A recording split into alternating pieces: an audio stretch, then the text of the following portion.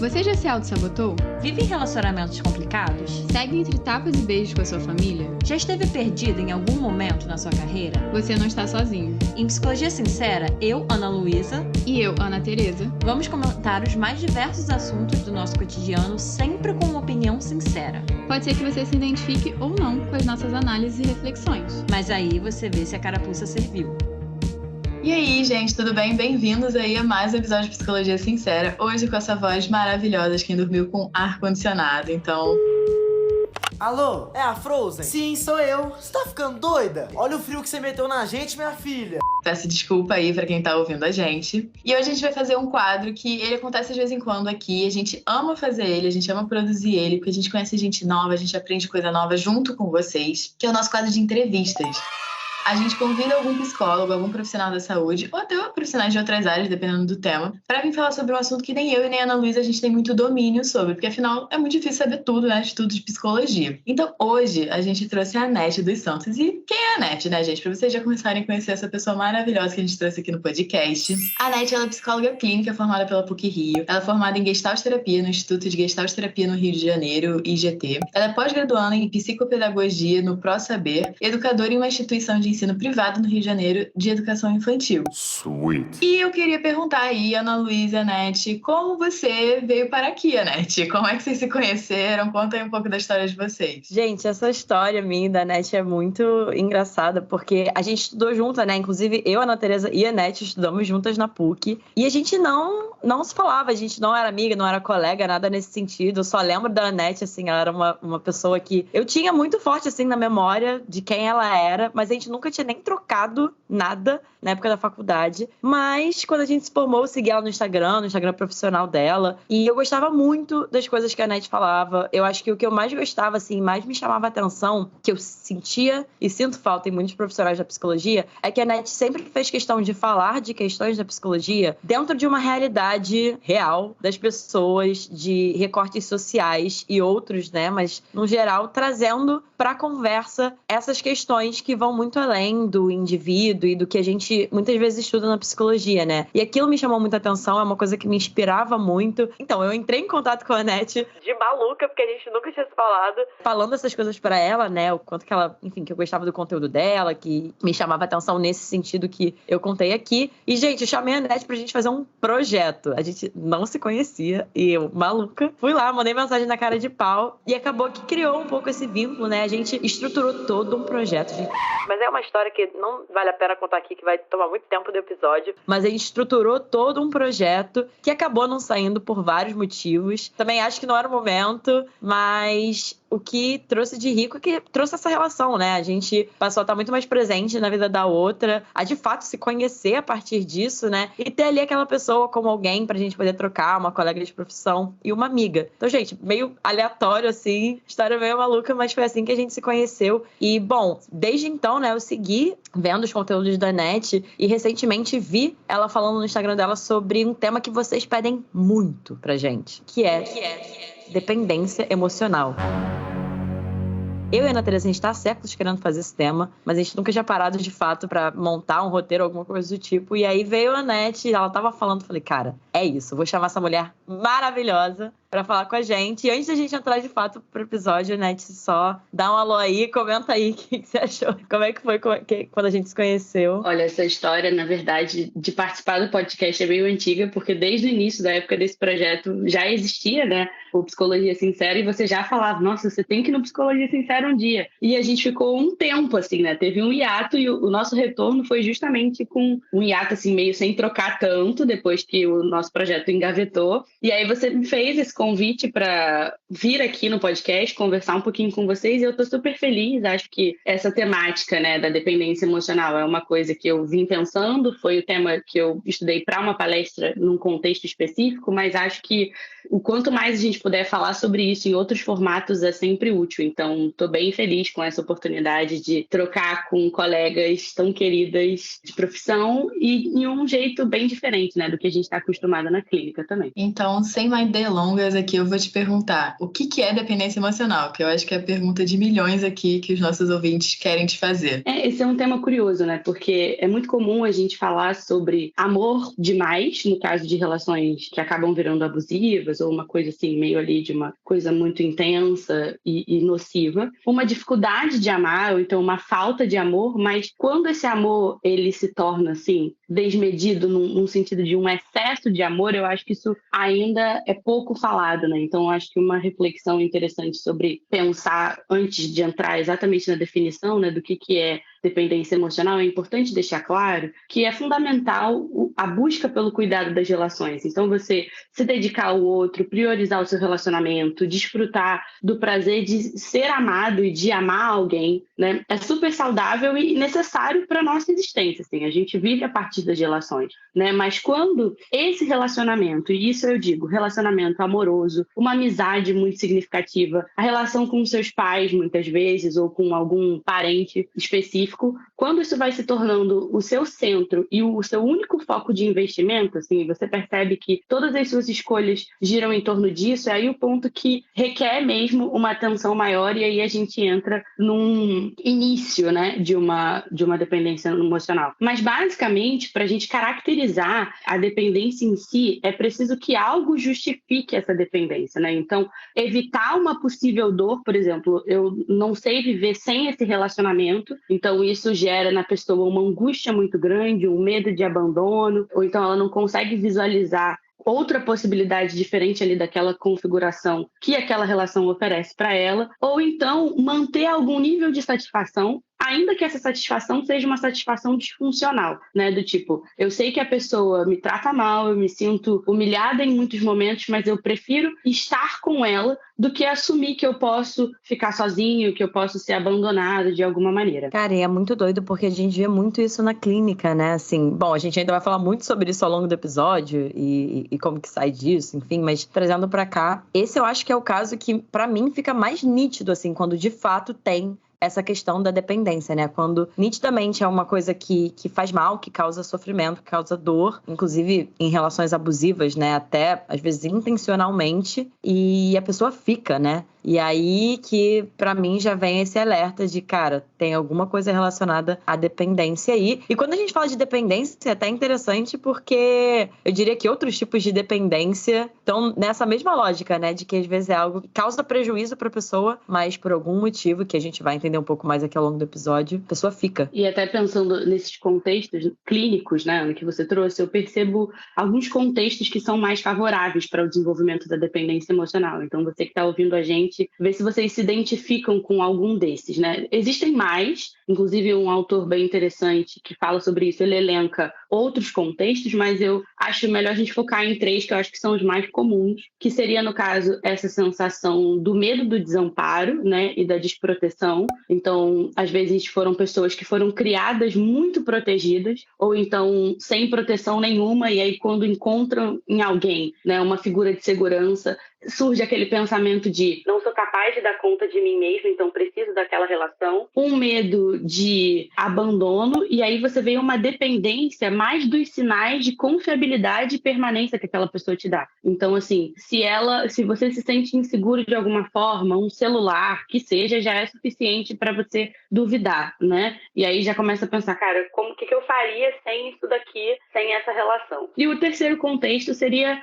a baixa autoestima, acho que isso é o mais comum de todos, assim. O medo do desamor, que vai gerar aí uma carência afetiva e uma dependência mais direta das manifestações de carinho da outra pessoa. Então, ela fica normalmente muito em alerta ali para ver se o companheiro, a companheira, a amiga, enfim, o pai, a mãe já estão meio diferentes e aquilo já é suficiente para gerar um desconforto maior, né, e uma questão ali naquele relacionamento. Mas, no fim das contas, eu percebo que esses medos que vão pairando a pessoa, né, levam a alguns sintomas, como, por exemplo, dificuldade em tomar decisões simples, sozinho, sempre precisa desse aval da outra pessoa, dificuldade em discordar do outro por medo da rejeição, a necessidade de evitar conflitos, se colocar sempre em segundo plano para poder manter a pessoa por perto, né, atrelar a própria motivação à outra pessoa pela incapacidade de encontrar os próprios gostos e prazeres, uma necessidade de atenção meio que exclusiva do outro e a falta de interesse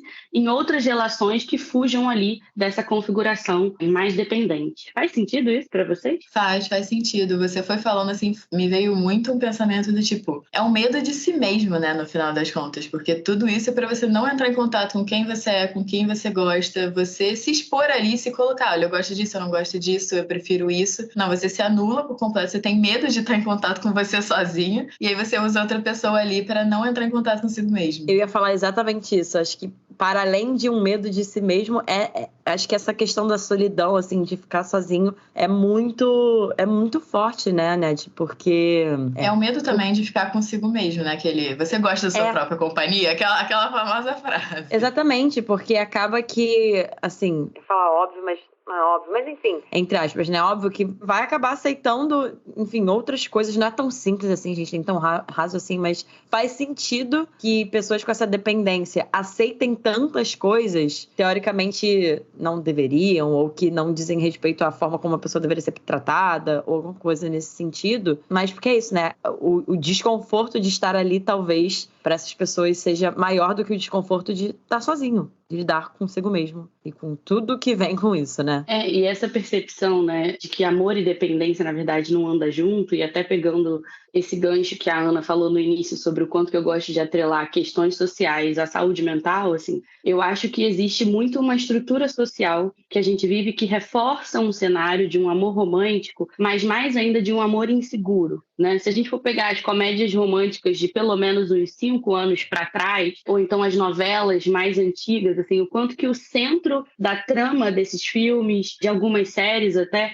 é muito em volta de um casal, né, que vive ali passando por altos e baixos e sempre uma traição e aquela tensão toda para estar junto. Então, o que isso vai acontecendo? Faz com que a gente internalize, né, introjete numa linguagem bem gestáltica, o quanto que a gente introjeta essas referências desses filmes e dessas séries e começa a acreditar que o ciúme é uma coisa boa. Eu acho que uma das coisas mais arriscadas é a gente associar o ciúme como um sinal de cuidado, né? Assim, se ele sente ciúme de você é porque ele está cuidando de você, porque ele se importa com você. Não. Isso é furada, corre. Se o ciúme está muito intenso, olha para isso como um sinal que vocês precisam rever essa relação, né? E não como algo positivo, porque o ciúme ele abre brecha para insegurança, para dúvida, para ansiedade, para preocupação, e toda relação que evolui para uma dependência emocional acaba tendo por trás necessariamente emoções centrais como o medo e a insegurança. Porque esses filmes fazem me pensar, assim, que você foi citando, que o amor ele tem que ser difícil, assim, você tem que passar por uma série de provações para você conseguir ter o amor da sua vida, e mesmo assim não vai ser suficiente, sabe? E isso é uma coisa que eu também diferencio muito com os meus pacientes em consultório, né? O que é paixão, o que é amor? Porque eu pelo menos tenho muito definido que amor ele é calmo, ele te traz segurança, ele é aquela pessoa que você sabe que tá ali pra você. Isso não quer dizer que não vai ser fácil ter uma relação com outra pessoa, gente, porque aí conciliar a sua vida com outra pessoa também não é muito fácil, não.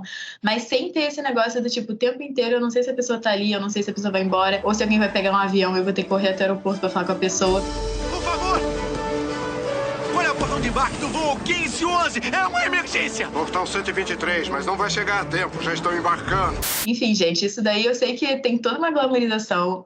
Hollywood é uma fábrica de sonhos, mas é que tá, né? A realidade ela é muito mais, digamos assim, morna. E isso não é ruim, gente, tá? Ser morno é muito saudável. Eu sei que às vezes isso é meio difícil de aceitar. E aí, nesse contexto, assim, a gente tá falando um pouco desse contexto social mesmo, né?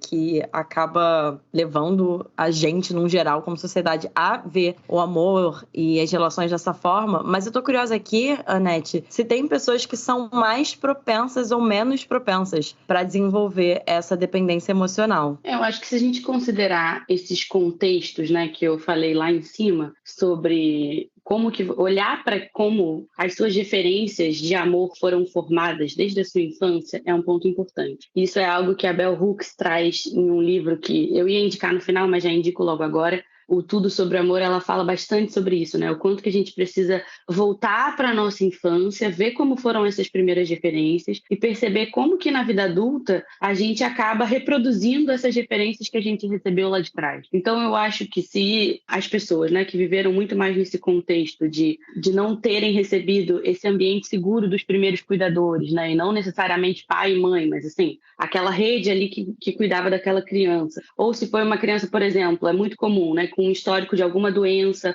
grave e está sempre ali muito amparada e muito cuidada, sem ela conseguir desenvolver a própria individualidade, isso acaba sendo um fator de risco, assim. E também, olhando para um recorte mais de raça e também de gênero, quanto que eu vejo isso muito mais em mulheres negras, pela questão do medo da solidão, pelo medo do desamparo e uma baixa autoestima, e que vem justamente essa ideia do eu não posso ser amada, eu não sou digna de ser amada porque eu não tenho as características que me tornam socialmente atraentes, né? Não sou o padrão, eu sou justamente a personificação daquilo que a estrutura rejeita. Então, são normalmente, eu acho que pessoas e recortes que tornam um contexto assim mais favorável para desenvolver relações de dependência emocional, se não tem esse investimento, né, de um olhar para si com mais intencionalidade. E eu queria perguntar também, eu acho que talvez uma pergunta um pouco polêmica é possível amar sem depender?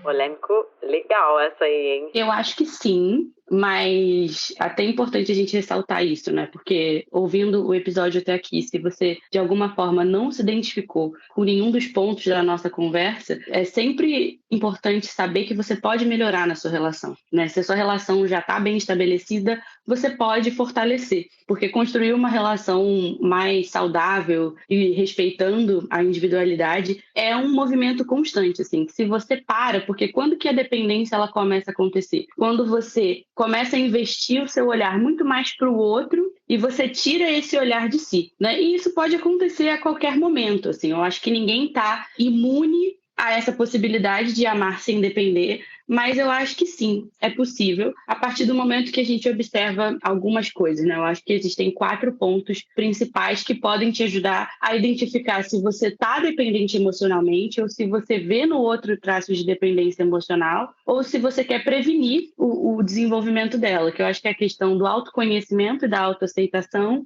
explorar o mundo com mais curiosidade, fortalecer sua rede de amigos e buscar autonomia e responsabilidade por você mesmo, assim. Explicando rapidamente cada ponto, eu acho que na ideia do autoconhecimento e da autoaceitação vem naquilo que a gente já falou, né, sobre observar as referências de amor e de autoestima que você construiu ao longo da sua vida. Então, estar consciente de tudo que sustenta as suas ações, os seus propósitos, os seus valores, os seus objetivos, né? Ou seja, pensar com atenção sobre o como e quando e por que você faz certas coisas vai te ajudar a se perceber nesse processo. E a autoaceitação, ela é difícil para boa parte das pessoas, assim. Isso não é fácil, porque a gente aprende muito mais a acreditar naquilo que é negativo sobre a gente do que olhar para nós de uma forma mais realista e enxergando também as nossas potências. Então, quanto mais desenvolvida vai estar a sua autoaceitação, mais você se fortalece emocionalmente e aí mais preparado você está para assumir as responsabilidades nas outras áreas da sua vida. E só um adendo para fazer sobre isso, porque eu me dei conta que é engraçado, né? Autoconhecimento é uma coisa que a gente nunca abordou, assim, concretamente aqui no podcast, né, Ana Teresa? Mas, ao mesmo tempo, o podcast, no geral, é sobre autoconhecimento. Mas eu senti vontade de especificar isso aqui, porque quando a gente fala autoconhecimento, gente,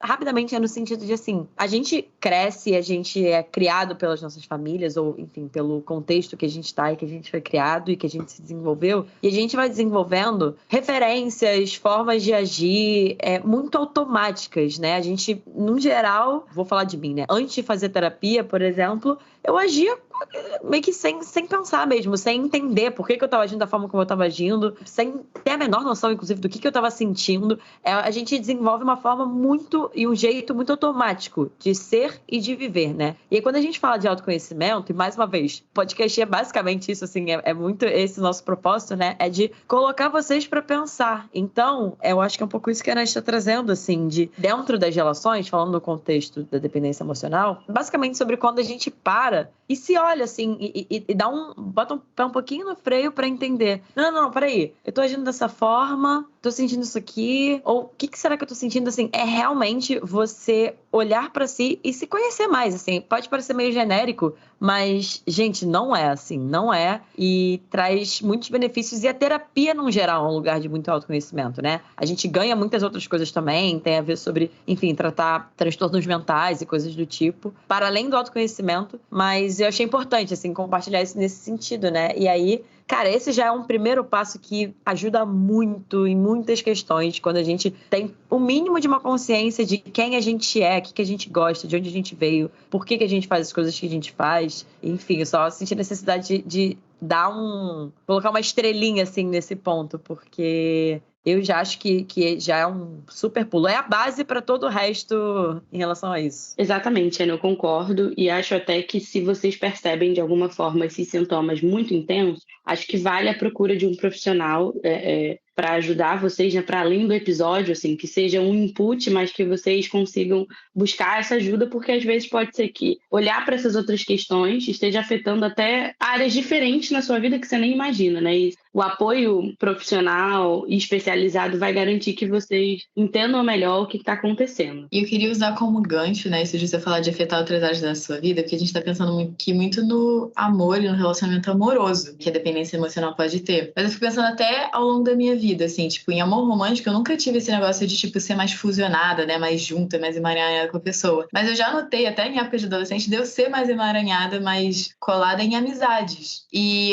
assim, a pessoa que era, tipo, muito minha amiga no, sei lá, ensino médio, colégio, não é mais. Eu vejo, assim, que atualmente não é um tipo de relação que eu gosto de ter, exatamente porque depois você sai desse relacionamento, você consegue ver que aquilo ali não era muito maneiro. E aí eu queria te perguntar, existe como você ter dependência emocional, por exemplo, nas amizades, em família, em outras pessoas, sem ser sempre o âmbito amoroso, né? Porque a gente sempre vai muito pro âmbito amoroso. Sim, com certeza. É muito comum justamente por isso, né? E são dependências que talvez a gente olhe menos, porque no amor isso fica mais forte, isso aparece mais para as outras pessoas, né? Esse distanciamento, quando você começa a se relacionar, namorar alguém, mas na amizade isso não fica tão nítido, mas sim, são figuras que podem te dar essa mesma sensação de proteção e de segurança que você talvez não teve ou que você tem essa urgência de ter, e acaba que você desenvolve essa relação, né? Uma síndrome que eu acho que é bem comum da gente ouvir falar, eu acho que é um caso que se aplica como exemplo dentro disso que você está falando, assim, é a síndrome do ninho vazio, né? Ou então, quando os filhos saem de casa e os pais ficam, assim, sem saber o que fazer, porque a vida gira em torno ali das crianças e depois dos adolescentes, enfim. E eu acho que na amizade isso também funciona dessa mesma forma. Por exemplo, o quanto que é muito difícil para algumas pessoas fazer essa transição da época da escola para a faculdade, porque vai mudar o ciclo de amigos, vai mudar o ciclo de interesses, né? E por isso, até pegando o gancho nessa resposta, vem esse segundo aspecto que pode te ajudar a amar sem depender, que é justamente explorar o mundo com mais curiosidade, que é ampliar o seu olhar e se questionar que outras coisas te motivam, quais outros interesses você tem por si, né? Sem atrelar esse gosto ao seu melhor amigo, às pessoas, né, ali do seu ciclo familiar ou do seu parceiro, da sua parceira. Então, assim você descobre que o prazer não está só em uma única área da vida, né, que é aquele relacionamento. E que você pode amar alguém e ter interesses diferentes desse alguém, e isso não necessariamente vai implicar um afastamento ou esfriar uma relação, né? Então, se envolver em atividades que façam sentido para você, fazer coisas que você gosta, aulas que contribuam, né, para a sua distração, para o seu desenvolvimento pessoal, vai ampliar o seu ciclo de amizade, aí sai desse lugar que a Ana falou, né, de romper com aquele mesmo ciclo. Eu já, inclusive, atendi um caso na clínica que falava justamente sobre isso, de uma dependência emocional de amizades, e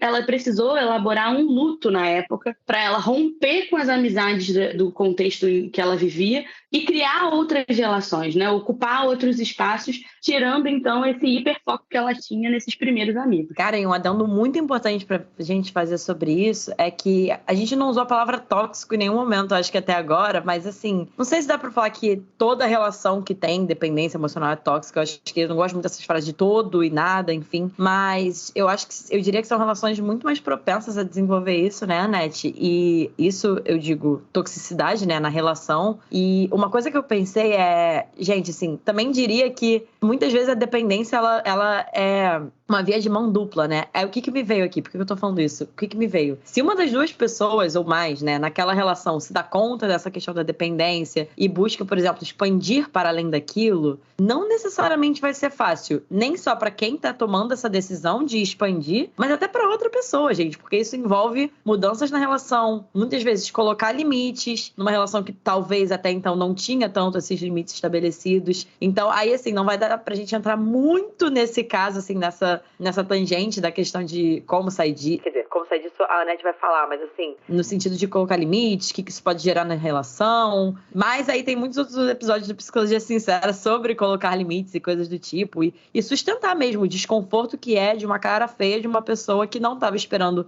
um limite, não estava esperando esse seu movimento de expandir, alguma coisa do tipo, e que você está fazendo, assim. E nem sempre, o que eu tô querendo dizer é que nem sempre vai ser fácil, nem sempre vai ser um movimento das duas pessoas daquela relação, né? Mas se é algo que você tá percebendo, que você tá vendo que tá tendo um prejuízo em você, e que você tá sentindo essa necessidade de expandir, como a Nath falou, né? De buscar esse prazer e essa conexão em outras coisas do mundo, em outras pessoas, vai atrás disso, independente do que isso pode gerar. Óbvio, sempre com muito cuidado, mas assim, eu acho que o foco que a gente tá falando aqui é que o foco é você, né? Você e coisas pra você fazer por você ali na sua vida. Com certeza, e essa sua fala me lembrou uma citação da própria Bell Hooks, em que ela se refere a relacionamentos românticos, mas acho que eu posso parafrasear para ampliar um pouco, né? Em que ela vai dizer assim: quanto mais verdadeiros os nossos amores, menos nos sentimos compelidos a enfraquecer ou cortar laços com pessoas importantes, ela diz amigos, mas estou tentando ser mais ampla, para fortalecer os vínculos com os nossos parceiros. A confiança é a pulsão do amor verdadeiro e nós confiamos que a atenção que os nossos parceiros dão aos amigos e vice-versa não tira nada de nós, não nos diminui. O que aprendemos com a experiência é que a nossa capacidade de estabelecer conexões genuínas e profundas fortalecem todos os nossos laços mais íntimos, né? Então eu acho que é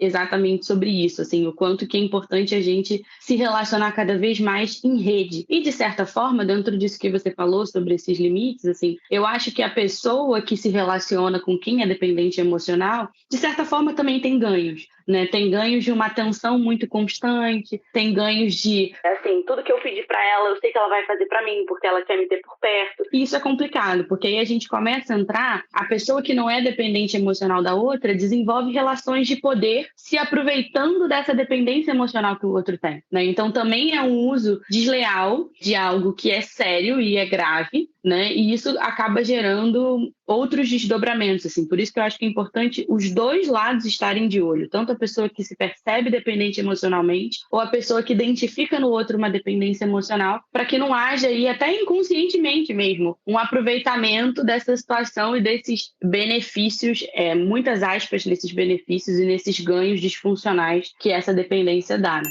Anete, eu tô pensando aqui que a gente vai ter que trazer pra fazer outro episódio, porque eu acho que isso em si dá um episódio todo, né? De falar dessa dinâmica mesmo nas relações. Porque o que eu pensei é que uma pessoa pode acabar desenvolvendo essa dependência emocional e a outra acaba desenvolvendo uma dependência de algo relacionada, essa que nem você falou, né? Então, talvez uma dependência dessa atenção, desse poder. Enfim, gente, mas aí, como eu falei, é uma super tangente, mas é sempre importante da gente ficar atento. E algumas vezes essa pessoa, né, que tá tendo todos esses privilégios, também essa pessoa depende desse afeto, dessa atenção, que ela também não tem. A outra tá dando excesso, a outra tá recebendo excesso, e as duas estão uma ali nutrindo a outra de forma disfuncional. Exatamente. Gente, se relacionar é muito difícil. Mas, vindo mais pro final do episódio, a gente tem aqui uma última pergunta para quem tá se identificando, para quem tá aqui pensando, meu Deus, eu me vi nesse ponto e tal, o que eu faço? Anete, tem cura para dependência emocional? É uma pergunta que eu imagino que nossos ouvintes devem estar fazendo. Olha, eu tenho dificuldade de falar que, em relação a esse tema específico, que tem uma cura em si, porque eu acho que quando a gente fala que tem cura, significa que nunca mais aquilo ali pode voltar a acontecer, né? Como se você estivesse livre. E quando a gente fala de relações são fluidas. Uma hora tá de um jeito, em outro momento tá de outro, foi o que eu falei no começo do episódio, né? É importante estar sempre atento, principalmente a esses 4 pontos, assim. Não acho que tenha uma cura definitiva, porque é um aspecto da relação que a gente sempre precisa observar, né? Qual é o lugar que a gente coloca o outro na nossa vida, qual é o o nível de centralidade que o outro acaba tomando, mas eu acho que existem formas de buscar essa relação mais saudável, né? E fazer disso uma constância, assim. Principalmente não romantizando esses aspectos mais sociais, né? E é muito comum, muitas vezes, as pessoas que têm dependência emocional terem essa relação mais próximas dos pais. Então, saber que você pode buscar uma autonomia, você pode buscar essa responsabilidade por você mesmo, ainda que você tenha visto uma relação muito confusa nos seus pais, uma relação muito difícil ali na sua configuração familiar, assim, é importante você saber que estar sozinho é central para amar com qualidade. Então, quando você é capaz de ficar com você mesmo, de se entender, de se perceber e de olhar para o outro, você pode estar com esse outro sem usar ele como uma válvula de escape, né? Então é importante porque, assim, eu acho que dá para a gente ser interdependente sem ser dependente um do outro, porque é difícil a gente falar, a gente nunca vai depender de ninguém, a gente precisa desse outro para se relacionar, né? Mas eu acho que quanto mais você trabalha nesse sentido de se aceitar com autonomia e adquirir essa autonomia emocional, isso vai te preparar para assumir responsabilidade nessas outras áreas da sua vida. E assumir responsabilidade não significa que você vai dar conta do outro, não é isso. Significa que, diante das barreiras que você enfrentar nessas relações e nesses tropeços aí de ter que colocar um limite, muitas vezes, de se posicionar de uma forma diferente, ainda assim você vai ter capacidade de inventar a sua vida, né? De se reinventar e de moldar as suas necessidades, aquilo que aquela relação pode te dar. Então, assim, só pra gente finalizar, não tô aqui estimulando ninguém a ser individualista. Eu acho que existe uma diferença crucial entre individualidade e individualismo, né? Dependência emocional não é amor. Eu acho que é muito mais sobre esse sofrimento e sobre essa questão, essa falta dessa individualidade, né? Porque quando você resgata a sua individualidade para construir junto com o outro uma amizade melhor, um relacionamento melhor, uma parceria melhor, aí sim as relações fluem de outra maneira, né? O individualismo é sobre ser egoísta, sobre não enxergar o outro, e a individualidade, ela dá outra proposta, né, pra gente. Então, que a gente consiga cada vez mais estar atento a esses gatilhos também que a própria sociedade dá pra gente, né, no sentido de o que é uma relação, o que tem que ter numa relação, e, na verdade, às vezes são parâmetros que causam muito mais sofrimento e dor do que uma relação de qualidade. Eu acho que o foco tem que ser sobre isso, né? Relações de qualidade, relações respeitosas, em que cada um tem seu espaço para juntos construírem alguma coisa melhor. Então, Nete, aproveitando aqui tudo isso que a gente conversou, como é que as pessoas podem ler mais sobre o tema, refletir mais sobre esse tema? Porque eu acredito que só esse podcast aqui, a gente mesmo já falou ao longo do episódio, né? Dá muito pano pra manga. Então, você tem indicações de filmes, séries, livros que as pessoas podem ler mais sobre isso? Sim, eu tenho algumas dicas e são 2 livros, na verdade, né? Um eu citei no começo do episódio, Bell Hooks, Tudo sobre o Amor, Novas Perspectivas, em que ela fala sobre essas relações em várias instâncias, e é bem interessante, embora ela não seja uma profissional de saúde mental, ela trabalha muito com esses estudos sociais e de gênero que vão dar outra perspectiva para a gente sobre o tema, mais a partir dessa estrutura, né, que a gente vive. E o outro livro é do Walter Rizzo, Amar ou Depender, Como Superar o Apego Afetivo e Fazer do Amor uma Experiência Plena e Saudável. Eu tenho um pouco de dificuldade com esses títulos, assim, muito, sei lá, meio sensacionalista, né? Amar de forma plena. Mas é muito bom, ele é um psicólogo, é um terapeuta cognitivo-comportamental e ele traz mais esse olhar da psicologia, né, e da ciência no campo da saúde mental para a gente poder pensar essas relações. E acho que são essas 2 grandes referências. Continuem ouvindo o Psicologia Sincera, porque se vocês maratonarem os outros episódios, com certeza vocês vão pegar algum tema que a gente conversou por aqui e acho que também pode ajudar vocês a repensar as relações.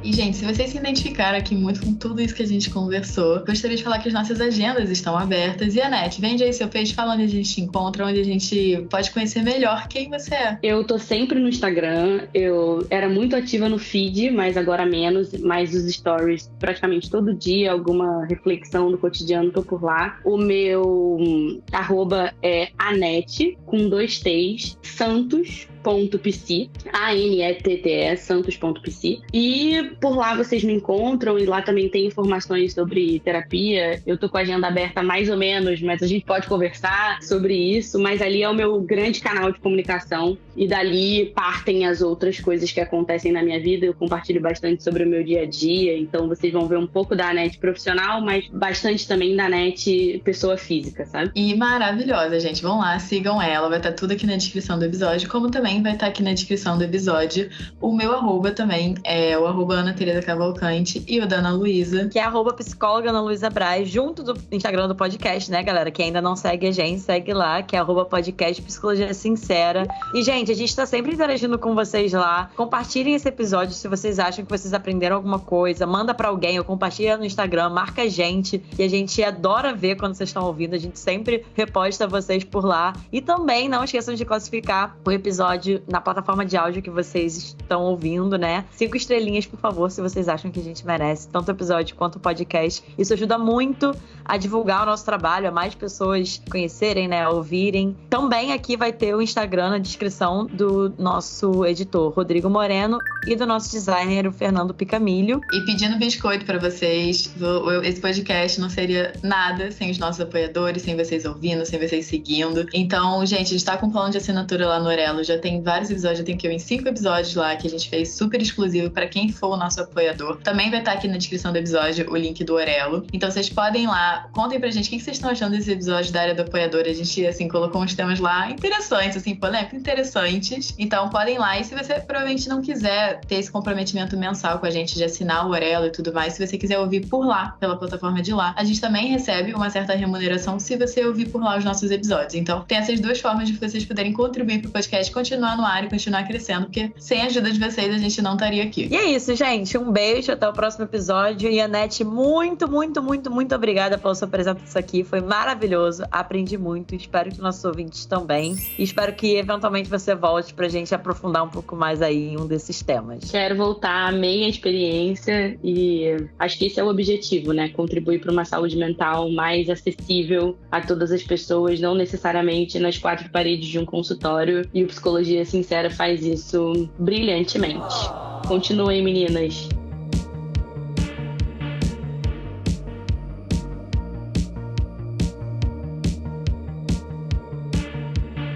Peraí, deixa eu reformular, gente. Mas, gata, você falou super bem, tá? Não, mas... Tá, então deixa. Você que sabe. É Rodrigo que edita? Rodrigo corta. Rodrigo, confio em você. Pode editar tudo. Peraí, corta o que você falou agora? Não corta não. Ele vai, se eu repetir as palavras e se for estranho, ele pode tirar. Vamos na minha. Confia.